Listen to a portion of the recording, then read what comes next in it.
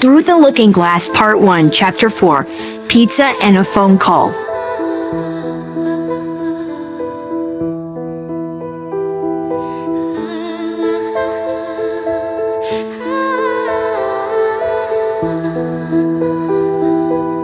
Wade rushed over to the phone wondering who would be calling him at this time of night.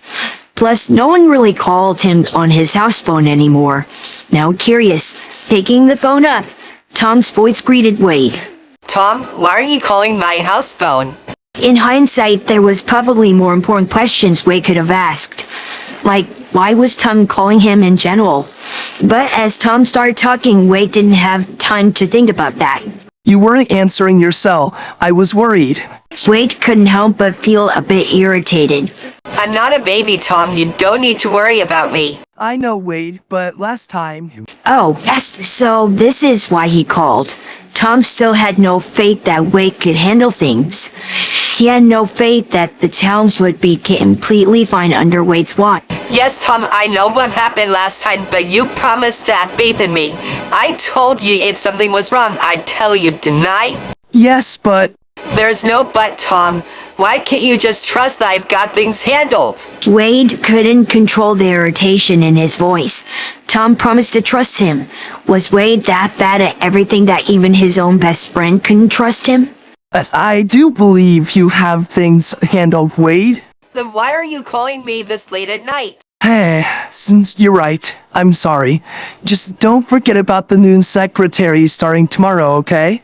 Apology accepted, and thanks for the reminder. Just leave well, Wade. Thanks. You too. Tell the family I said hi. Will do. Wade put the phone back into place and walked back over to the hedgehog on his couch. He bent back down and grabbed the splints out of the first aid kit. Wade turned back to the hedgehog. So these are the splints you'll have to wear for a while. Mind if I put them on you? Wade was fully expecting the hedgehog to respond non-verbally, but was surprised when it actually decided to speak again. You can put them on me. Its voice was soft and still a little raspy, but Wade could tell the water did help a bit. Wade gently placed the splints around the hedgehog's thumb. He was lucky that his first aid kit had child-sized splints because they fit perfectly. Alright, and done. How's it feel? Painful. The hedgehog's face was deadpan. Yeah, I bet.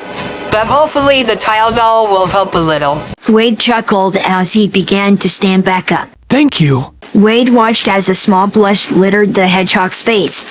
Wade hoped he wasn't making the poor creature uncomfortable. Oh, you're welcome. Wade would have said more, but the hedgehog's stomach began to growl. You must be hungry, huh? Want some pizza? It's fresh out of the oven. The hedgehog looked up to Wade, a bit apprehensive, but nodded its head. Cool, just follow me. Wade waited for the hedgehog to get off the couch before walking to the kitchen. Once there, Wade turned around just to make sure the hedgehog had followed him. So here's my kitchen. It's a bit old-fashioned, but it works for me. Wade watched as the hedgehog's eyes scanned the room. He wanted to give it ample time to process its surroundings, hoping it would make the hedgehog feel more comfortable. Well, you can just take a seat anywhere at the table. I'll get you a plate. Wade rubbed the back of his neck before heading to the cabinets to grab some sweets. Oh, and some glasses. The hedgehog definitely needed some more water. Once Wade's back was turned, Shadow walked over to the table and tried to get in the chair. The legs were a bit too high, so he struggled a little to be able to sit. Shadow was really glad Wade didn't see that. After he was settled, he watched as Wade placed a plate with some sort of triangular food on it in front of him. He must have been looking at it weird because Wade was quick to chime in. Oh, this is pizza. It's just dough with tomato sauce and cheese. It's really good. But if you don't like it, I'm sure we can find something else for you to eat. Shadow nodded and watched as Wade ate the pizza. He copied his movements and bit into the greasy substance. Shadow paused. The splendid blend of dough, tomato sauce, and cheese melted on Shadow's tongue. Do you like it? It's adequate. Shadow responded, not wanting to look too excited. Well, that's good, bud. Shadow. Wade looked up in confusion. Shadow thought he was being very straightforward. What was there to be confused about? My name is Shadow. Shadow could visibly see when everything clicked into place for Wade. Oh, okay, thanks for telling me. As the two continued to eat, Shadow could slowly feel himself getting tired. He let out a yawn, which must have alerted Wade. It's pretty late, isn't it? I have a guest bed you can sleep on. It's more comfortable than the couch. That would be nice. Shadow followed Wade to the guest room. It wasn't super big, but it was definitely an upgrade compared to the cuffs and chains from the facility. Well, I'll, be next door if you need anything. Wade said before leaving Shadow alone. Now alone in the room, Shadow sat on the bed to get cozy. The pillows and comforter were so soft and plush that Shadow almost melted into them. He'd never been this comfortable in his life. It was weird.